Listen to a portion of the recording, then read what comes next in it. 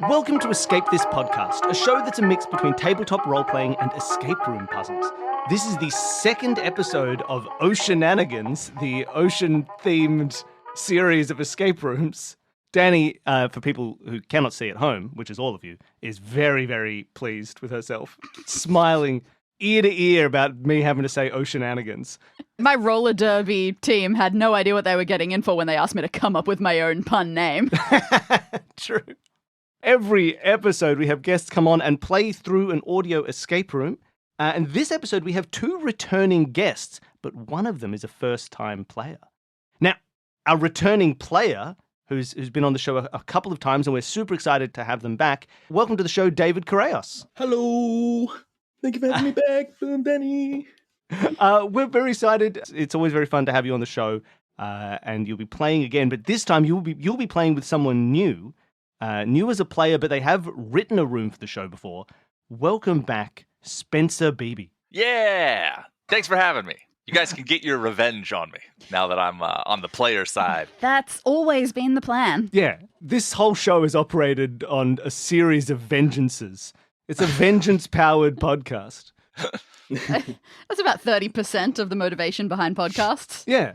You said I couldn't do it. Well, I'll make a show so big that Spencer Beebe will be on it. Yeah, how do you like me now, Dad? Spencer Beebe? He made Lost in the Shuffle.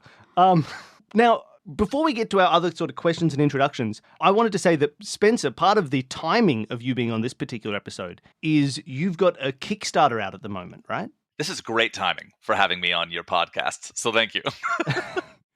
I do. I have a Kickstarter live right now.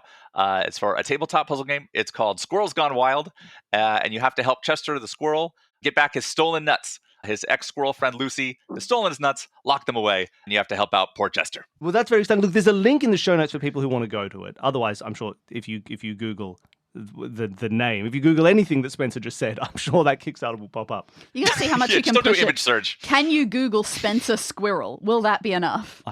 It might. Look, we can't vouch personally for this game yet, because we haven't played it. We're waiting until it comes out. But we have heard good things from playtesters, and we can absolutely vouch for some of your other work, like your game Lost in the Shuffle. Yes, which was a huge amount of fun.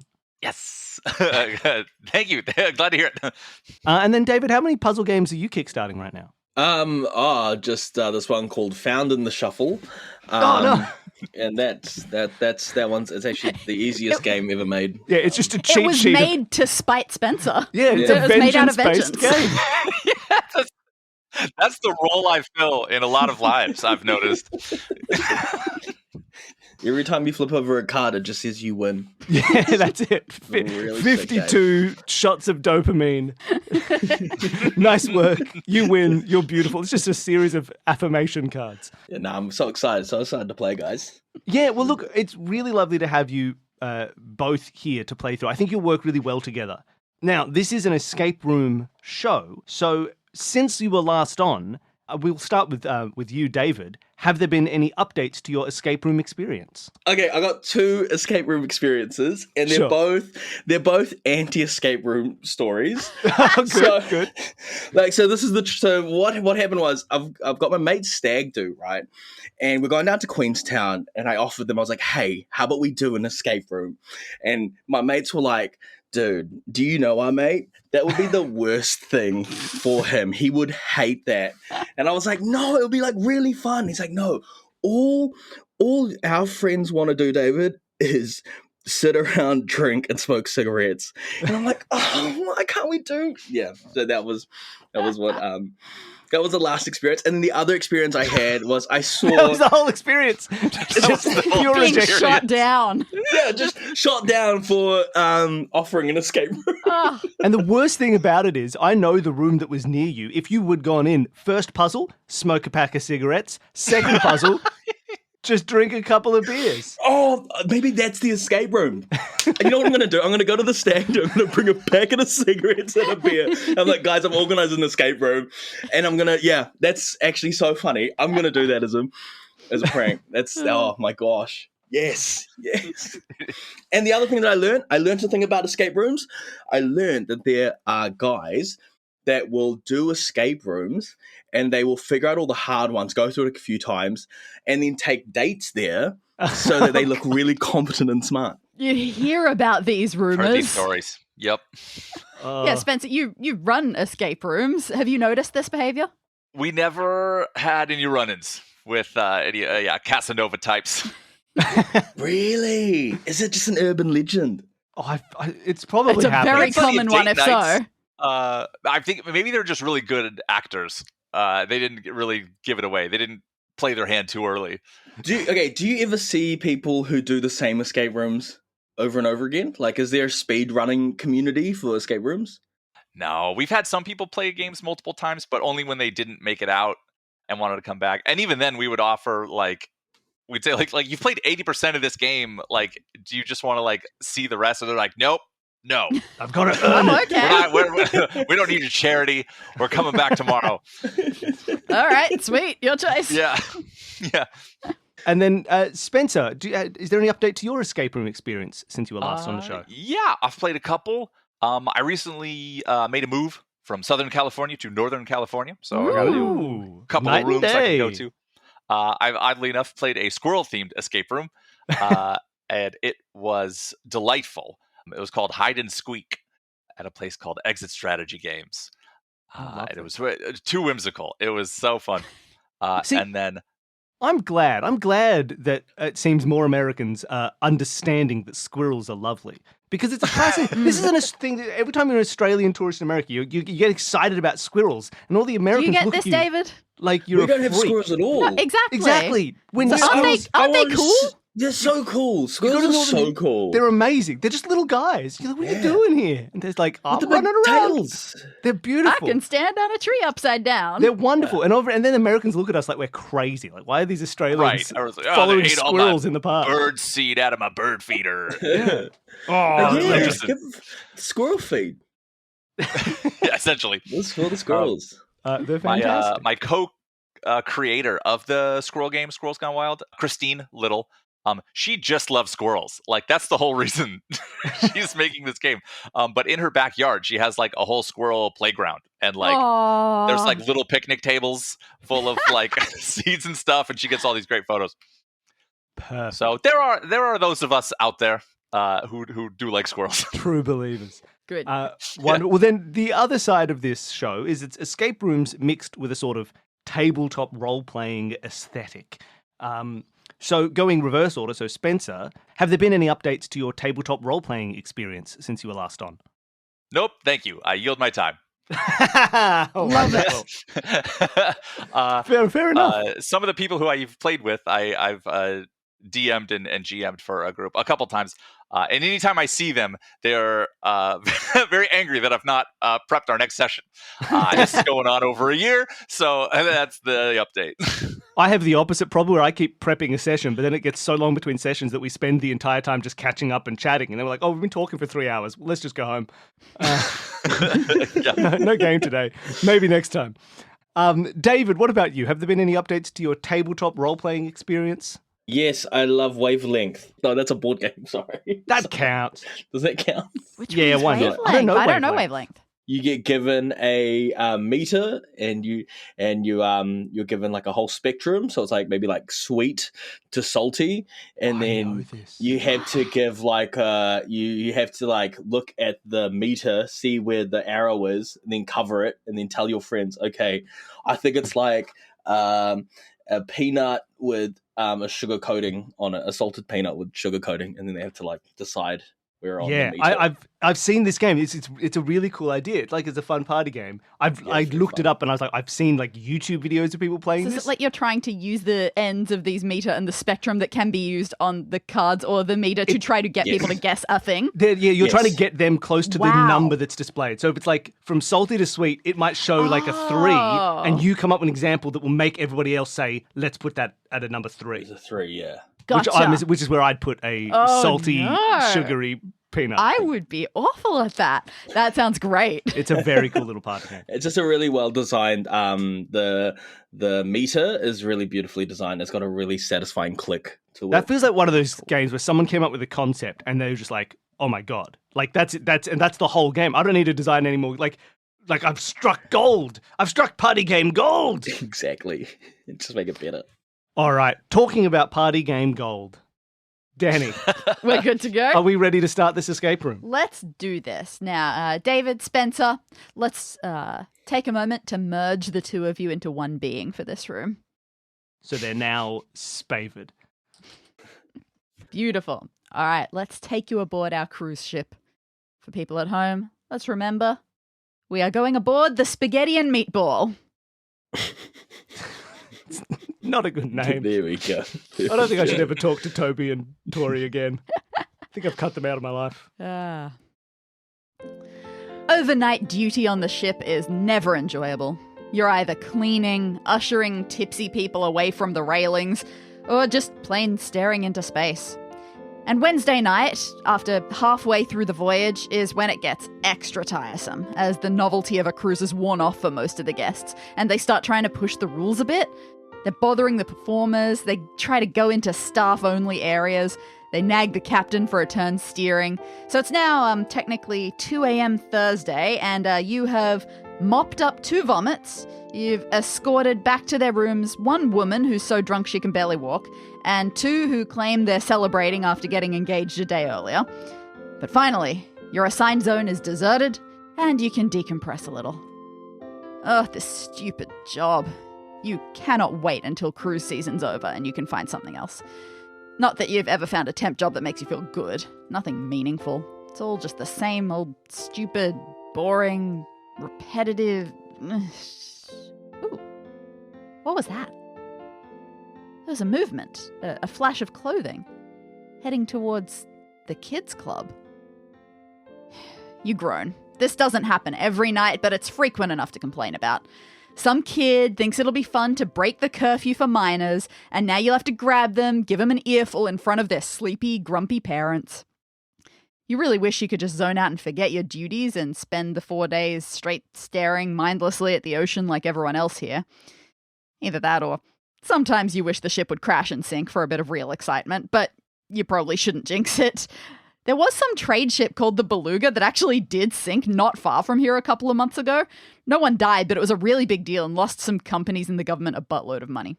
Anyway, you have the joy of getting to nab a helpless child. What fun. You follow around a corner and, sure enough, there's the kid slipping into the kids' club door. And that's when you notice something. There aren't many kids on this voyage. It's not quite the right time of the year for them, just after Easter. And for various health and safety reasons, the working crew is made aware of who minors are and what rooms they're staying in. You usually don't remember them all, but this voyage it's pretty easy. This kid that you've just seen is not one of them. They must be a stowaway. You've never had a stowaway before. You guess you have to take them to the brig? Because, yeah, the detention area is actually called the brig. So you open the kids' club door and follow them in. Now is when, if you like to drawing a map would be what you can do. Otherwise, just writing them, but I always prefer drawing. You look around. In the center of the room is a ball pit, and scattered around it are lots of big inflatable chairs. There's a rack of bowling pins set up over the far side, and 4 tall animatronic figures, one in each corner of the room. Against the right wall is a low air vent, and some distance above it is an open window that you happen to know leads to a small staff room. The kid is not far ahead, but they hear you close the door behind you. And as soon as they realize they've been followed, they bolt. They are heading towards the right wall, and in the gymnastic move of the century, a move that could qualify them for any country's ninja warrior, they jump on an inflatable chair and use the bounce to fly up and grab onto the window ledge. They scramble up through the window and slam it shut behind them.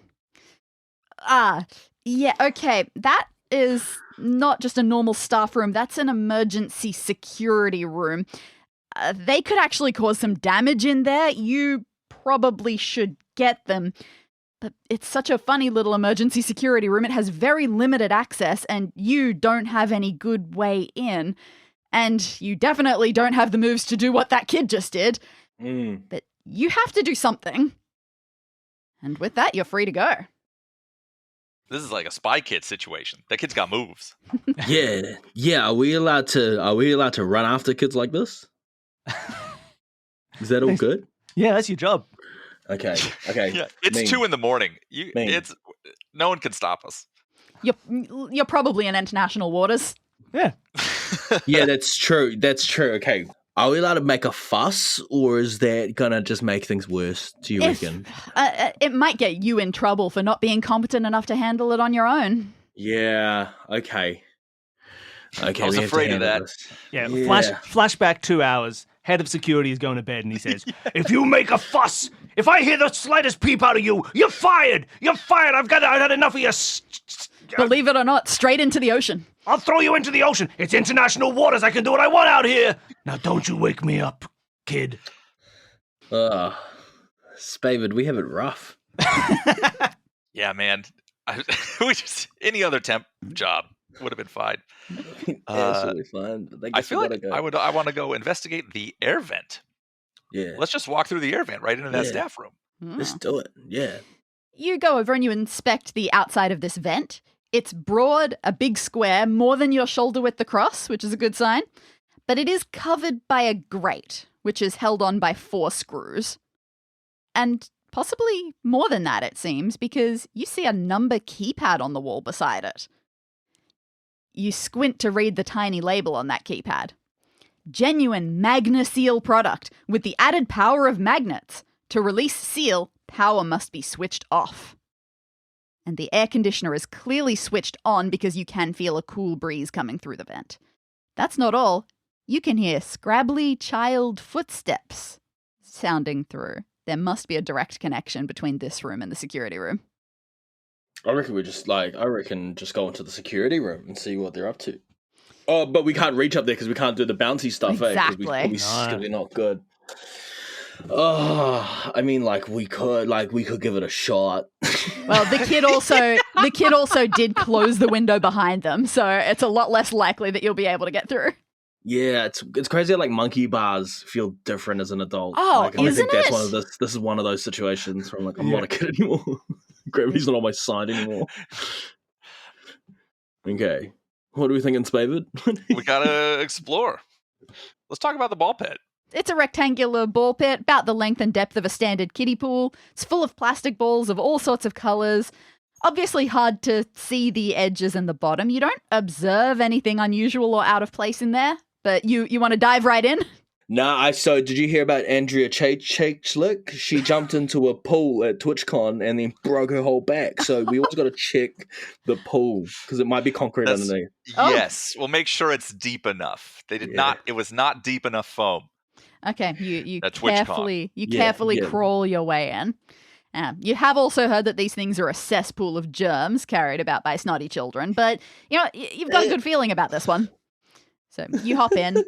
There's a lot of noise as balls tumble all over you and each other. And you know what? Maybe it was a good thing you didn't full splat your way in because the balls are not quite as soft as you expected. Look, they're not hard, but there's just a little bit more heft to them than you expected. Okay. We could throw them at a window, bro. You get the impression possibly not that hard. Just a tiny bit of extra. You wouldn't want to juggle with them necessarily. I place my hand on it to see what kind of material it is and feel if it's actually metal.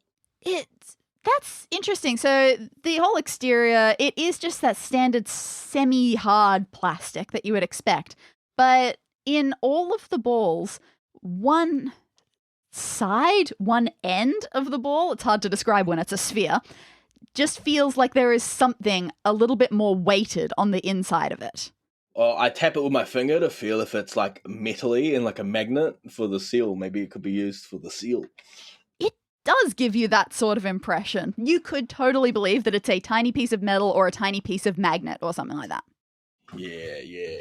I'm thinking we just I lift my shirt up and I kind of make a little hammock out of it and I scoop them all in. Yeah, I scoop some of them in there, but and then I clip the top so none of them fall out and then I run to the grate.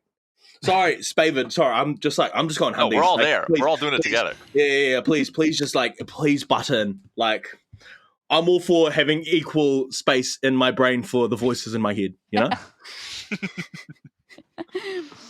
You take the balls over to the vent, and even though it did say that the vent had the power of magnets, it doesn't seem like the balls coordinate with it in any way. That you try pressing a ball up against a vent, it doesn't seem like they really work together. And we don't feel any pull or push from a magnet or magnetism. No, it just feels like if there is a magnet involved in the vent, it's just something that's used to hold it shut firmer. I shake the ball. Is there nothing written on any of the balls? Like if we spilled them all on the ground, they would have a heavy end that would make them all sit, in an upright or a specific orientation. They are just all different colors. There doesn't seem to be any particular coordination to the colors, and nothing written on them. Oh, that was my only thing that I thought. We'll see. They go somewhere. Okay. Is there anything about the chairs, like the quantity or color or shape, that sticks out? The inflatable chairs, they're scattered sort of haphazardly. They're light enough that kids could toss them around without too much difficulty. Some are child-sized, some are full-sized. They are all, that standard translucent with a tinge of color. You don't notice anything special about that. Ooh, except, what's up with that one over by the left wall? There's a completely deflated one. So deflated that it's a ragged little shriveled puddle on the floor, all stuck together. And when you try to inspect that one, you think you can see some writing on it. But it's so wrinkled and shrunk together that you just cannot read it. Yeah, we got to do more exploring. Yeah, you could look at the animatronic things in the corners of the room. Mm-hmm. I look at all of them and see if are they all kind of similar-ish? What are they all like? They're a little bit different. So there are 4 of them, one in each corner. All of them are human-sized and thankfully switched off. This is where I had to assure Bill during our playtest that this is not a horror room. I guarantee you these things are not moving. 5 Nights at Spaghetti's. That's so good. I mean, you don't think that at 2 a.m. is the time you want to be jump scared by an animatronic. Now, these are not just animatronics, they're animaltronics. Each one of them is designed to look like a sort of humanoid animal. So, in the bottom left corner, you have a big echidna. Okay, let me draw that on my thing. Spencer, do you know what an echidna is? I know how to spell it. Is that all I need to know? Yeah, maybe. Yeah. It's like a little spiky guy. Little spiky guy. Little spiky guy. Okay. Okay. Hedgehog, but less cute in the face. Oh, wait. Knuckles is an echidna. Is he Yeah, not? but that's not going to help. No, I'm there. I got it. Yeah, I've drawn Knuckles. Yeah, big, red, loves to punch. Like an echidna. You can glide for a great distance, actually. Yeah, they can fly. Ooh, okay. I know how we're going to get through the window later. In the top left corner, there is a zebra. Mm-hmm. Spencer, do you know what a zebra is? And I think it's pronounced zebra, Which isn't corner? it? That was the top left corner. Top left. I was able to translate The into northwest, as I have it in my notes. American English. There is a cheetah in the northeast / top right. And when you're ready for it, a camel in the bottom right or southeast. Not exactly ocean creatures. No. But they are wearing accessories to give them a hint of a nautical theme. Someone has put a pair of flippers on the echidna, a snorkel on the zebra, a bikini on the cheetah, and some goggles on the camel. Okay, I love that. 3 of these I feel are inoffensive, but I don't like a cheetah wearing a bikini. It's upsetting, isn't it? Is there like a on switch or power cable that feeds into these? Not that you can see. They must be remote controlled, and someone else who was here during the daytime must have taken it. So they will remain motionless. Mm-hmm. All right. I go up to one of them and I kind of shake it to kind of feel out how much it shakes and how much it would likely move. It's pretty heavy. It would take quite a bit of dragging to be able to do anything with it. It's probably safer to leave it where it is. Perfect. Love to hear it. Are the accessories removable? They are. could we do something to take the snorkel and affix it in some way to the deflated chair and start inflating it, just with the power of lungs? Remarkably, the snorkel is flexible enough that when you take it to the uninflated chair, find the air hole. Sure. I seem to remember when I was writing this room, I asked you what that was called, and we just settled on air hole. So yeah, the snorkel will fit around that air hole. You try blowing into the other end of the snorkel, and it very quickly becomes apparent that your lungs do not have the power to make this happen. It would take a very long time. You guys have really nailed the delivery of like you figured it out and then just like breaking our hearts. Eh? You've done it twice already. You did it with the balls. You are putting yourself in such a good position to solve things, though. You are right there. Is the when we knew that the air conditioning was coming out of the vent, is it pretty powerful? Like if we were to somehow funnel all that air into a snorkel? Unlikely. It is very normal air conditioner. Okay. I go to the 10-pin bowling pins at the top, opposite the door. The bowling pins are upright. They're set in position for a round of bowling. They're actually standing on top of a thin plasticky mat that says Strike Brand Bowling Supplies on the edge. Ooh, I just want to interrupt really quick to say I've got a pretty good idea for that inflated chair or deflated chair. Great. But we'll come back to it. You don't see a bowling ball anywhere. Probably not something you'd leave with a bunch of unsupervised kids. There is a slightly unusual feature of these bowling pins in that in tiny writing on the neck of each pin, each one is numbered from 1 to 10. Based on what you see, these numbers represent what they're like, where they're supposed to stand in configuration. Like, 10 and 7 go in the back corners, that sort of thing. And just underneath these numbers, each pin has an X symbol, presumably to represent the Strike brand. 10 bowling pins, numbered 1 to 10, each with an X under their number. If we kick over these bowling pins, do they fall down? This is what they're for, right? So you take a little swing at the pins as they stand on their little mat. Just a light one, no need to send them flying. And actually they don't go flying. In fact, only a couple of them even fall over. The rest just sort of slide a little bit, like they don't want to tip. I go up to one of the bowling pins and I pick it up and I feel it out. There's a hint of resistance that comes off the mat in a suspiciously magnet-like manner. Oh yeah, I go over to the balls and they're collected by the vents and I just chuck them on top and see what the balls do on top of the thing. On top of the mat or the pins? On top of the mat. Okay, so on top of the mat, they do that thing where magnets pull away from each other. They don't like each other. Oh yeah. But a couple of them, like you throw these balls, let's say you've got an infinite number of balls. Your shirt is magic. Yeah. They do, for some of them, attach to the pins. Now, for some pins, this does absolutely nothing, but some get a few of these balls to stick to them.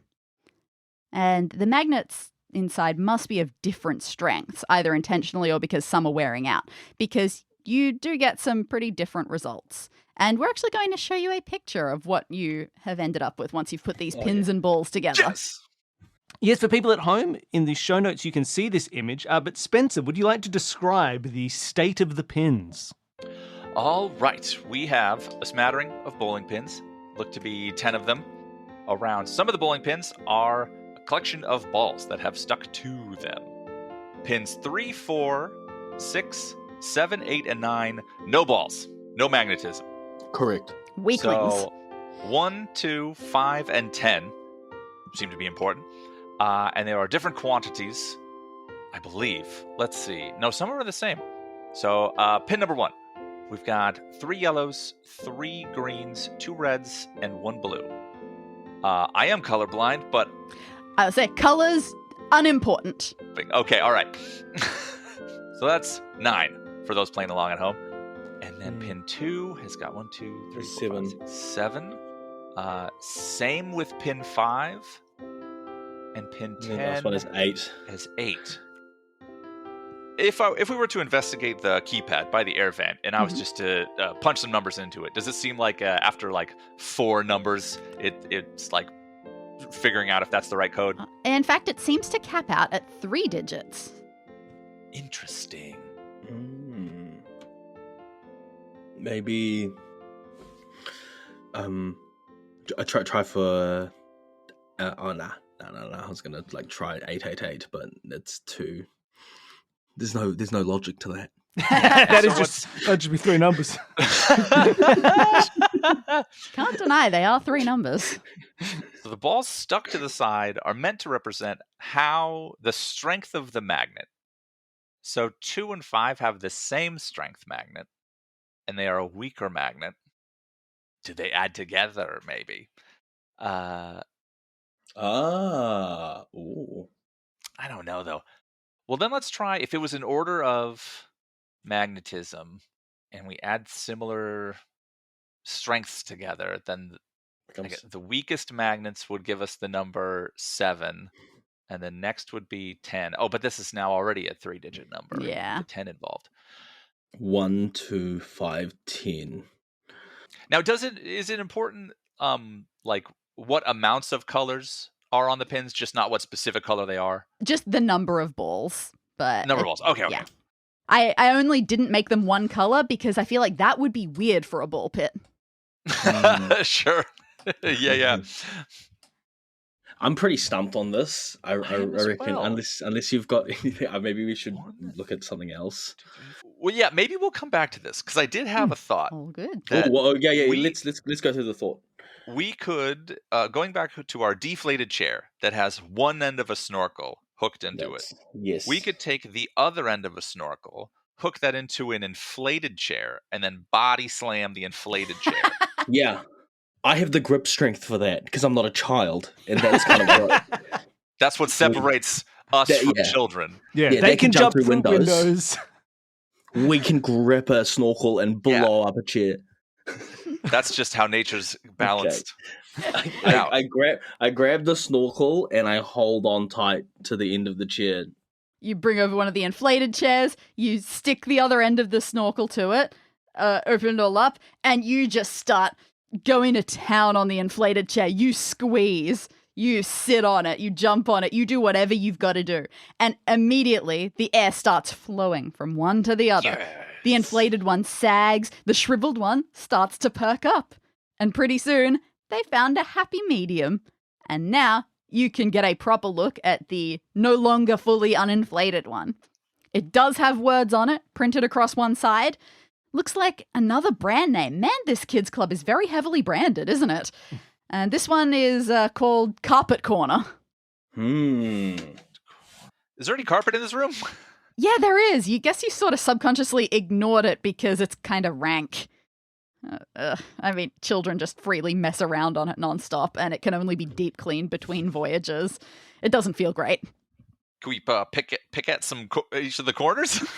You make your way from corner to corner. It's sticky, and but sure enough, it's not quite fixed at the edges.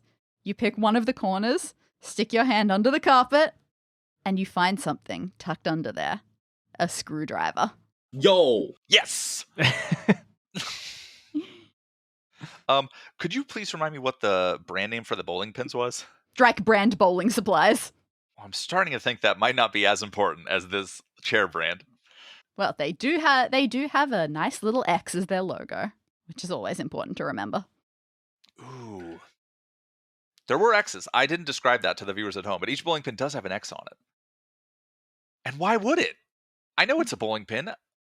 It doesn't need to have an X, so we'll get back to that. Yeah. I think we should maybe unscrew the vent. Can we unscrew the vent? Yes. Oh, good one, David. The screwdriver is a perfect fit, and pretty soon you get all the screws out. However, the grate remains firmly in place because that gentle wind of the aircon is still wafting through, so the magna seal is still sealed. I look at the magnets that are on the balls and the pins, and I wave them over on top of the magna seal. It still doesn't seem like they interact.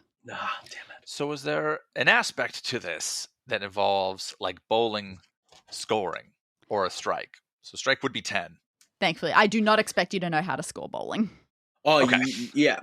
It's so if we could do a turkey for X. Yeah, it's 3 X's. Mm. Is there anything else? There's probably something else to be gained from our animatronics. For now, I think all you've got is to focus on these bowling pins. Yeah. I wish you wouldn't have said that. Because that's what I had tried already, and it didn't work. But you'd forgotten about the X's that time. Yeah. True. Plus, I drew these bowling pins, so I just want you to get the most screen time for them as possible. You drew these bowling pins? Wow. I did. There's even a little bit of shading on the side. I know. I don't know how to do shading, but it's there. It was there. I knew what it was. Okay. So is it multiplication with an X? Oh, you're so smart. You're If so this was- smart. But, bowling pin 1 is 1 times 9, gives us 9.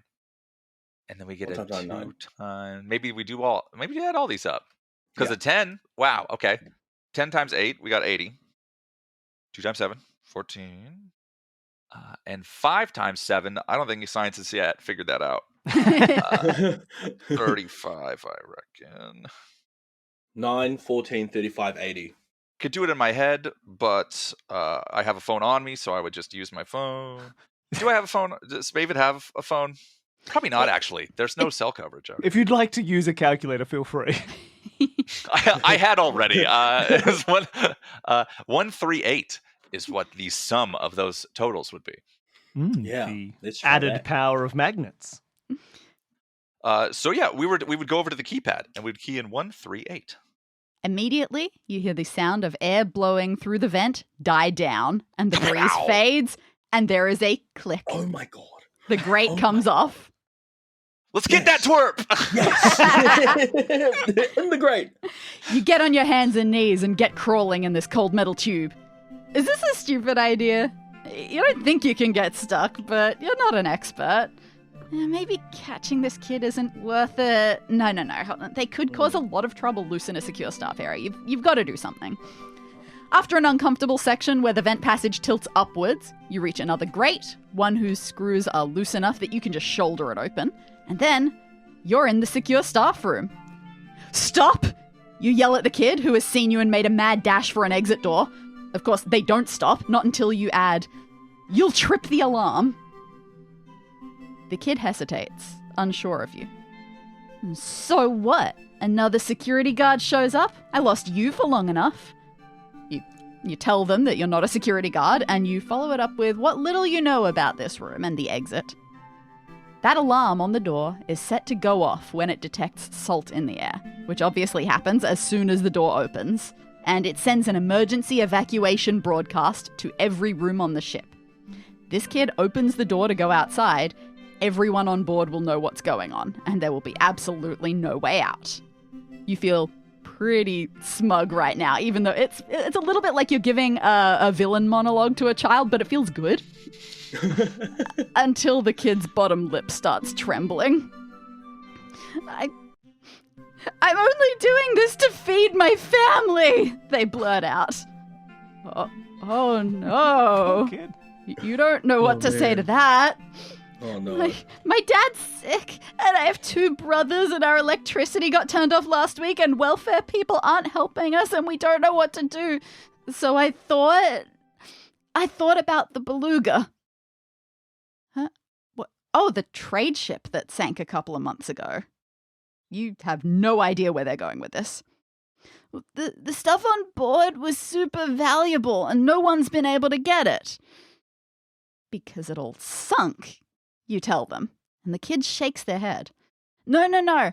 I did some calculations. I like science. And based on the ship design and some of the stuff that it was carrying, by now there'd be just enough gas buildup to float it back up. And with the currents around here, it'll be heading for shore. I wanted to steal a lifeboat from here when we got close to the wreck spot and get the salvage reward before anybody else could. Wow. Okay, assuming that you could trust the science and engineering skill of a little kid, this is actually kind of enterprising. That's kind of cool. And it doesn't look like they're lying to you. I'm sorry, you say. I can't let you do this. And the kid's head droops in defeat. Until you add, because you'd never make it back to land in time without proper navigation equipment. I bet there's some in here somewhere. An emergency raft too. The ones on the sides of the boat are made for dozens of people. You can't use them on your own. But the little emergency ones packed away for crew backup, that might work. The kid's face shines with hope again. God, we rule. Yeah, man, I forgot I had that information in the back of my head. Yeah, well, we prepped you before the episode. You look around, registering everything in this tiny security room. So there's the exit door to the east, of course. I don't know, the floor. There's a set of lockers to the north and a large trunk to the south. And, of course, the vent back to the other room. Okay, so you got the vent. Can we go? Of course, I said it quickly. So, yep, the vent to your left, the exit door to the right, a set of lockers to the north, a large trunk to the south, and I mentioned the floor as well. Is there a rug on top of the floor? Or is it just That's actually floor? important because we would have just fallen into the ocean without that. Oh. Anyway. I'm Quinn, the kid says, and you introduce yourself back. All right, you're going to help a kid become a treasure hunter. And as your first question, no, there is no carpet on the floor in this room. Uncarpeted, no nonsense. It's colored gray, but with big white letters, it says staff only painted on it. I go up to the trunk and just open it up and have a look. Oh, that's fair. It is a hefty trunk, a little bit like a treasure chest, you suppose, in pretty decent condition. The word staff is on a label stuck to the lid, and it is held shut with a 4-letter combination lock. What are you thinking, Spavid? Well, I was curious if we could see, like, near the exit door or around the room, is there any, like, the salt detector? Is that, like, visible or, like, can we work out a way to how it could be defeated? Yeah. You eye the exit door carefully, being sure not to press it open, and there is an alarm attached to it, winking at you threateningly. A little bit like a normal alarm crossed with a smoke alarm. Yeah, you don't know how it works exactly, but it can sense something. And just underneath this alarm, there is a button panel. 5 rows of 3 buttons each, all unmarked, off, that look like they would light up when pressed. 5 rows of 3. 5 rows. And just to be clear, because my brain always breaks when people describe rows and columns and things, that means it is 3 across and 5 up and down. I know, you may very well have been like, obviously, you dummy, that's 5 rows of 3. No. Sometimes in my head, I'm like, 5 rows of 3. That's 5 across 3 times? No, it's not. It's I did across. say in my head, yeah, I got it, you dummy. And then I double checked and I had 4 rows of 3. So it is good that I revisited. You idiot. Yeah. We've got some lockers to look at. Okay, let's have a look at them. The 3 lockers here are all connected as a single block, long and narrow, reaching about head height. Of course, there's a sticker on the left side wall that is just a logo. This one says, Aluma Works, strongest fronts and backs of all lockers, money back guaranteed. You give the 3 doors a pull to test them, and, as it turns out, only the middle one is actually locked. But the left and right ones, they're unlocked because they are totally empty. Totally empty? I grab the lockers and I kind of shake them to see if there's feels like there's something in some of the other lockers. You have enough heft that you are able to give them a bit of a shake. Not too much of a shake, but a bit of a shake. It does feel like there's something in the middle one. But you also are very impressed with how strong the fronts and backs of these lockers feel like they are. That brand is not lying. Yeah. Can we reach our hand into one of the open lockers and punch into the side because it's made of tissue paper? You open up the left locker, you squeeze up close so you're almost in it, and give the inner side wall a good whack, and the whole panel pops inwards. It just comes right out. You can't argue with their advertising. You feel around inside the newly accessible middle locker, and you come across an object about the size of an iPad. But this is no iPad. To your satisfaction, it's exactly what you were hoping to find. It is a basic mobile navigator. That should help Quinn get back to safety after they've done their salvaging. Yo. You switch the device on, and it mustn't have been used in a long time because it's asking you to calibrate it by asking a few questions. Oh, well, it should be easy enough. So I'm going to give you a picture for the first calibration question. Yeah, so people at home, you can see these linked in the show notes. They're all quite small. So, David, would you like to describe calibration question 1? In what direction is the 6 dots from the 3 lines? Is it N, E, S, or W? So I'm guessing that says like north, south, east, west. And I've got some dots with some lines in front of me. Yeah, what are the dots and what are the lines? Oh, I might know it. Okay, give it to us. Oh, I feel like I solved it too fast. Nah, this is good. I'll solve it too slow, and that's way more painful. Well, if we remember back to our animatronic friends, they do happen to have some very specific color patterns and shapes. Yes. So if these Shaded dots them. were spots and these lines were stripes, our cheetah is to the east of the zebra. Mm-hmm. So our answer would be east. You press the E button, and it doesn't give you any confirm or deny. It just goes straight on to calibration question 2. But we have self-confidence, and that's all the Oh, confirmation we need. Wow. That was awesome to witness. Calibration question 2 is in there. Spencer, would you like to read it for the people at home? In what direction is stripes from like a little bit of a crown, sort of a spiky sort of a shape? So in what Spikes. direction is stripes from spikes? So I'm thinking the spikes are probably definitely the echidna, and then the stripes is the zebra. So I reckon the direction from think is south or north, but I'm thinking it's south. I'm gonna go with south. We don't go with south. We go with north A. We go with north A. Yeah. We trust our gut instinct. I just want to double check. So it's the direction. In what direction is the stripes from the spikes? So from the spikes, we go north to the stripes. Yes, so north. North. Yeah. North. It is confusing to, yeah. Oh, yeah. I'm so confused. I tutor high school kids in maths, and this is always the thing when they have bearings questions in trigonometry. It's all, you've got to really look at the word from to know exactly what's happening. Yes. Calibration Oh my question gosh. 3 shows up. Also linked, David, you could read that out for people at home. In what direction is spots from line up? Well, I'm going to go with hump. Yeah. Hump camel. So in what direction is the spots from the hump? North again. Yeah. Learn from the first time. You press in this answer, and the device pauses for a moment, and then a message shows up.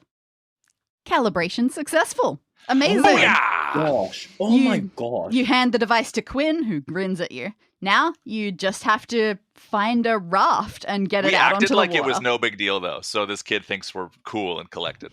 Yeah. Great. Yeah, all you got to do is find a raft, get it out, and, well, turn off this alarm, and then mission accomplished. Done. Yeah, so we could just climb back through the air vent and go back out of the door of the kids' club. You in do theory. not, maybe. You do not have a raft. And, Oh, we got to do everything for this kid. yeah, you do also happen to know that access to the winch that will get one of these emergency rafts down into the water is outside this room. Hmm. This would definitely be the best access. Let's be efficient here. I thought maybe a Okay. 4-letter combo lock and 5 rows of 3 buttons was just pretty decoration. Just for fun. Ghost puzzles. Yeah. I feel like we should be able to get in this trunk. I reckon there's a raft in the trunk, eh? Can the trunk spell raft? Or can the 4-letter lock spell raft? It can, but it doesn't work. Oh, no. Is this one of those crazy locks where every letter is on every tumbler? Yeah, Absolutely. it's a real big lock. Yeah. For the staff Big treasure lock. chest, they needed the biggest lock they could find. It says staff. The floor says staff only. Is there any other places around here that we might have forgotten that have access to numbers? It's a 4-letter. Oh, yeah, this one combo. is letters. Oh, it's a 4-letter. Yep. Oh, it's 4 letters. Okay. And Any other signage nearby? No, you have everything you need. Oh, wow. Okay. If staff are meant to figure this out, and we're staff, it's got to be simple, right? Mm. Mm-hmm. So maybe Something it's that's open. Maybe it's the word only. because that's written on the floor right next to trunk in my drawing. I tried the word only. Surely not. Surely it... Oh, no, would you look at that? The trunk clicks open. The floor said staff only, and then the trunk said staff, and then what four-letter word?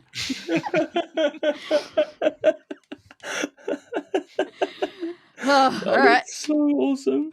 You swing the lid up, and inside... Oh, great. It's a handful of small cylinders with metal rings on top. Bill, I feel like you had a better way of describing this than I did. Did I? In the end. But you recognize these as emergency life rafts. So they're a very small cylinder, maybe like a foot long, and they are sealed and compacted in these cylinders. They automatically deploy and inflate when they land on water. You hand one to Quinn. You give him a quick rundown of how it works. So this metal ring on top is to latch onto a winch hook. And then you would lower it down towards the water. It hits the water. It goes boom, and explodes into a raft. And then you can jerk the winch to detach it. And then you've got a free-floating raft. Cool. Let's jump in the raft, Quinn. You're still in the room here. You double-check the trunk just in case you missed anything, and you almost did. Because fixed to the inside of the lid is a button panel. Yes, this is the, I think, the final image for everyone playing along at home, but Spencer will describe these buttons to you. We have 2 rows of 3 buttons. Wait, no. You got three rows of 2 buttons. 3 rows of 2 buttons. It's confusing. I'm The telling buttons you. are going north. I was not doing a bit just then. I thought I was saying it correctly. So we have buttons that say let, ham, app with A and double P, car, hire, and rock, and a little label underneath. To disable exit alarm, press above buttons in alphabetical order, then input correct symbol into alarm pad. Okay, so I'm seeing that ham is the only one with a different font Is it? to the rest of them. You just cracked this puzzle wide open Um, based off Danny's surprise. How did Is that happen? Danny, what have you done? I don't know. It's meant You're to be right. the same. Please ignore. I literally don't know how that could have happened. What did MS Paint do to me? Look, we the party are telling you to ignore the evidence of your eyes and believe what we tell you, which is that ham looks the same as all the others.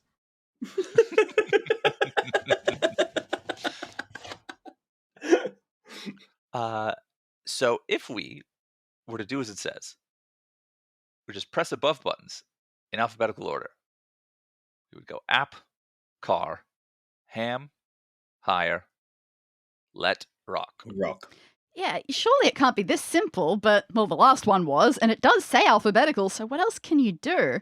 Now, when you press a button, it stays pressed in, and you get to the final button, and then all 6 of them pop back out, and you take it your answer has been rejected. Okay, so when it says alphabetical order, it can't be a lie, but there's clearly something more to it going on. They will tell you are right near the end of the room, which means you have hit the hardest puzzle. But you can do it. There is no rock in alphabetical. And they're asking for alphabetical order. And all of the other letters have got in the words alphabetical. So maybe if we put it in that order, so it'd be like app, let, Oh, yeah. hire, ham, maybe in ham, and then rock is maybe the last one, and maybe that's the correct symbol. I don't know. I think also there's no R in alphabetical, right? So you lose Yeah. out on the Correct. R and the higher as well. Yeah. I really like that idea, though. Well, there's an alphabetical order. There's an R in order. Mm. Could we combine these in some way? They're such, parts of words. If you kind of scramble the letters around, it kind of spells let him cook. Oh, yeah. Yeah. Wait, you could be onto something with this. Let him cook. Hamlet. That's something. Hamlet and rock hire. Appear. Let him appear, Carrick. Yeah, this is good. Keep trying combinations. I guarantee if you keep doing this,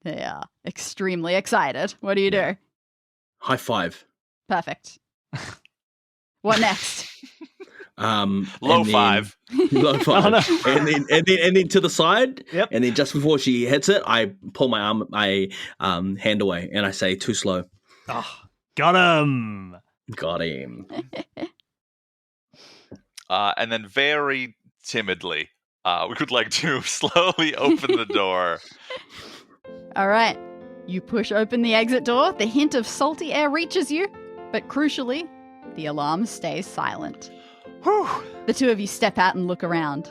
This side of the ship is totally dark and deserted. It's perfect. Now all you need to do is find, there it is, the winch. So you attach the uninflated raft to the rounded hook at the end. And now all you've got to do is make the machine lower it over the edge, and as soon as it hits the water, the raft should pop up. And you're on a sort of mid-deck here. It will be a little bit scary, but after that, once the raft is there, Quinn's going to have to jump for it and land in the water, and you can release the raft at exactly the right time so that they can grab it and start heading off. So that's the plan. I'll say, wait. I go back and I get the flippers and the goggles Okay, and that's the snorkel. fair. You stock Quinn up, make sure And they've I got don't everything get the they need. bikini because I'm not a weirdo. Yeah. You get all of that. Quinn stuffs it in their surprising number of pockets. You hold the winch hook out to Quinn, who loops the ring of the sealed raft over it. You position the device so that it's hovering over the side of the ship. You hope it doesn't make too much noise. You press the button to lower the winch. It's got a bit of a clank, but there are wind and water sounds that cover most of it up. You lean over, you watch the raft drop, getting closer and closer to the blackness of the ocean, practically out of sight. It's okay. When it opens up, there's a light on it, so you'll be able to see it again. You wait. Any moment now. Quinn's looking at you uncertainly. Should I jump now? You shake your head and... Yeah, you ask for the navigator back, that mobile navigator, because it's also got an inbuilt torch. So you take that off Quinn, you shine it down to see what's gone wrong, and the raft has not deployed. It looks like it's dangling by its hook and hasn't actually hit the water yet. It's maybe only like a foot above the water. It's really close, but that 1 foot gap means it's not going to auto-inflate. And until it's inflated... Drawing the winch back up won't release it from the hook. You will have no raft out there. It'll just all come back up. Why is the cable too short? Was it designed for a smaller ship? Oh, the actual safety officers will not be happy about this. Unsure what to do, you bring the raft cylinder back up and unhook it. Quinn looks crestfallen. You are one short hook away from Quinn's dream. So we need to come up with a clever way of making the hook longer or hanging it off of something that's already longer, or we pee on it. Let's pee on it. You think that you can get the ocean force required to deploy this thing? There's only one way to find out. I tell Quinn to turn around and I unzip my pants and we start peeing. Quinn goes back into the kids' club to retain what's left of their innocence. It does not work. No, strangely enough. I will say that there is a key component that will help you with this that I believe you have not seen. You never looked at it. Oh no. There's one thing that we didn't look at that historically is helpful. Yes. In this podcast. And we never checked the back of the door when we walked into the kids club. We didn't. We should check that. You follow it, you go back all the way through the vent, you slide down. It's actually a lot easier going this way than it was coming up. And you head all the way back to the kids club door. Inside of the door, nothing special. But on the outside, big plastic letters spelling Kids Club wonkily attached to it. So could we take these letters and all caps? Are we talking all caps? All caps. All caps. Would the S give us enough reach? I would say that each letter is maybe a third of what you need. Interesting. Okay. But So the if letters we- do pull off the door. I should have asked that. Yeah, that's good. We take all the letters off and we go to the hook Great. area with the letters. The S does, it looks like it could hook over. It's a good letter for hooking. Mm-hmm. Yeah, we could chain together some of these letters Yeah, I reckon In we wrap, barrel of monkeys fashion. Yeah. or we could also wrap the S and the C on top of each other so it's got more give, like it's more stronger. I would say each letter is strong enough. So yeah, so They've we've got got what the you need. capital D that could go over the That hook loops of the right over winch. the winch hook as well. Yeah, and that's then great. like a capital S that could hook in there as well. Mhm. The bottom of the Then D, the and then C. a capital B that could go over the S. The Yes. C would be good as well, but DSB, fantastic. C's probably better because the life raft is a ring on top. That It makes can't hook sense. onto a letter. Yeah, that's not Yes. a bad choice. Yes. All right, you lower your newly hooked and rigged up half plastic thing towards the water. You hook the cylinder over it, lowers down. This time, that extra length that you've created makes all the difference. And Yo. you can, even over the sound of the ocean, you hear the whoop as the raft explodes out of the cylinder. It inflates rapidly. You can see the tiny flashing lights around its rim, so you can't even lose it in the darkness. It's still attached to the hook, and therefore the ship, but you can retract that as soon as Quinn is in the water. You make sure they've got the navigator tightly secured in a zipped up pocket. There is no fear at all on Quinn's face, even knowing that the next step is to jump a quite extraordinary height into the ocean. Yeah, we've seen this ninja kid. Dude, the spy kid's got moves, yeah. Yeah. So, good luck, you tell him. Oh, thanks. And then there's a pause. Do you want to come? Yeah. Yeah. Yeah. Yeah. Yeah. Yo, gee, before we met you, it was, and by we, I mean the minds in my brain, we were so bored. We're dude. thinking about how we were so depressed in this job. Yes. Can we hang out, please? You never really thought about being a sea salvage dredging treasure hunter, but things click into place. So, pretty soon, Quinn is going to jump. You will release the raft from the ship, and then you will have to immediately, no hesitation, jump off before the ship gets too far away and the raft gets out of reach. So that is exactly what you do.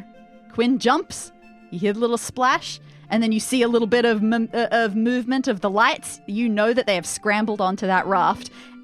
And then you press the button to release the hook, release the raft. Immediately, it starts floating away. The ship is going quite quickly. They always tell you about this, that going overboard is terrifying because cruise ships are going quite fast.